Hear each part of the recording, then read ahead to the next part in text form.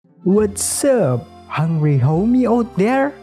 Today we are making the ultimate homemade version shrimp ball, crispy outside, tender, bouncy shrimp goodness inside. And guess what? They are way easier to make than you think. So grab your shrimp and let's get cooking. 250 grams of shrimp or prawns, whatever you call it, heads removed and clean. Make sure to leave the last two segments of the shells and the tail intact because, well, aesthetic matter. And I've already deveined the shrimps, but honestly, I don't really care if you do it or not. It's your shrimp anyway, since it's not harmful to eat unless you are planning to eat them raw. You're not gonna do that, right? 200 grams of chicken meat. I'm using chicken breast. And yes, we are keeping the skin for the extra chewy texture. First, slice up half onion. Crush 3 garlic cloves.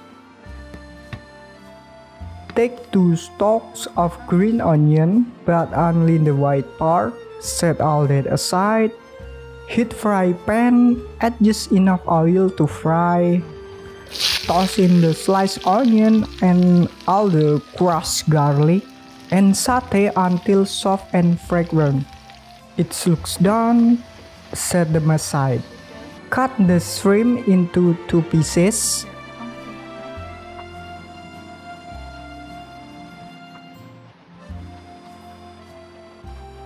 Take all the tail part. We'll need them later and set them aside.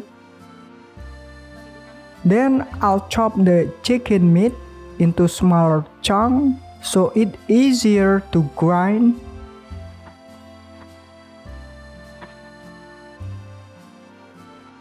For the chicken skin, just slice it thinly like this to give extra chewy texture to our shrimp ball. Next, we'll blend the meat and add the shrimps, not the tail part. Then add the chicken meat. I don't blend the chicken skin here because it will just tangle up the blade. After it's halfway smooth, crack and add the egg. I'm sorry guys, I must transfer it to another blender because my old chopper is overheat and stopped working. I almost forget, add also the saute onion and garlic. Then the green onion goes in. Blend it again until they get smooth like this guys. So more or less, it's the texture and the consistency we need. Transfer all the ground meat to a container. Add the chopped chicken skin. Add 100 grams or about 7 tablespoonfuls of tapioca flour. Add 30 grams or about 2 tablespoons of wheat flour. Add 1 tablespoon of sesame oil and 2 tablespoons of soy sauce. Add half teaspoon or a pinch of MSG. It's the magic powder. Add 1 tablespoon of fish sauce. Add 1 tablespoon of oyster sauce. Add 1 tablespoon of beef stock powder. Or if you want, you can use chicken stock powder. And 1 teaspoon of pepper powder. Mix it all well.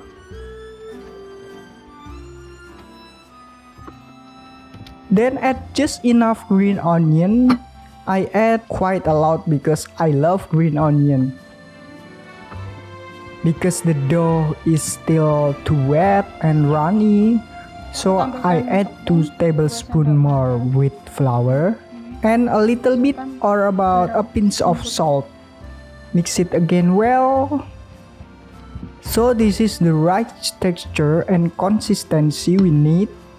not too runny, and quite firm to be shaped. Before shaping, oil your hand and spoon so the dough doesn't stick. Scoop half tablespoon of the dough, flatten it slightly, and place the shrimp tail part right on the middle. Wrap it up into a ball and smooth it out. More or less look like this. Looks good, right? Want it to make it looks nice? You can spread the tail a little for that fancy restaurant style look. Now, coat each ball in breadcrumbs. Make sure it's fully covered. Here I use about 100 grams of breadcrumbs. Gently tap off any excess. I recommend to use small breadcrumb flakes. Then just repeat this long, tiring, and soul-draining process until you are done. Oh, and don't forget to re-oil your hand when needed. Finally, it's almost done, and here I got total 30 pieces of shrimp balls. I'm sorry, this long big shrimp ball is existing because I mess up with the measurement. And these 4 balls without tails here is because I ran out of my shrimp tail. You can store it in freezer and it can last for months, but I doubt it. They all might end up in my tummy the next day. Heat enough oil to fully submerge the shrimp ball.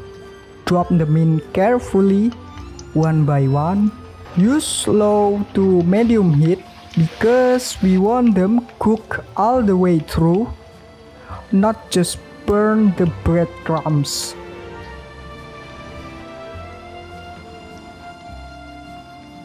Once they turn golden brown and crispy, take them out.